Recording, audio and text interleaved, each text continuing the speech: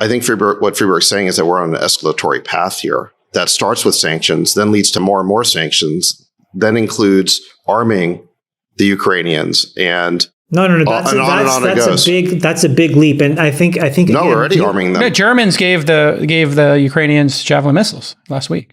Yeah. I mean, that's true. Sorry. I know, absolutely. You're right. And there's a lot more coming. So, what I would say is back to something Jamal said, which is we're already at war.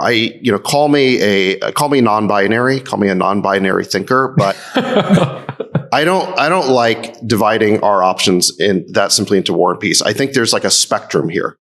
And you could call that spectrum an escalatory path. So there's sanctions, there's arming them, and so on down the line. And I don't like characterizing what we're in or what we're doing as war, because once you're in war, then it justifies anything, and for the other side too. So you're such a pacifist, Sachs. It's awesome. Keep going. Look, we have to remember. Wait, no. Let me just clarify what I'm saying.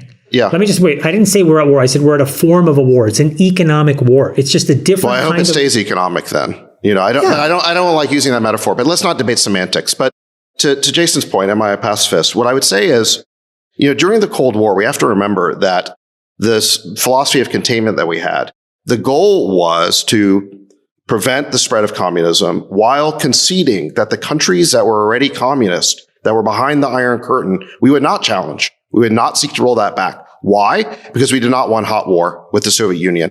And everything was calibrated to make sure that we did not blunder ourselves into nuclear war as mutually assured destruction. And yet it almost happened anyway, most notably with the Cuban Missile Crisis.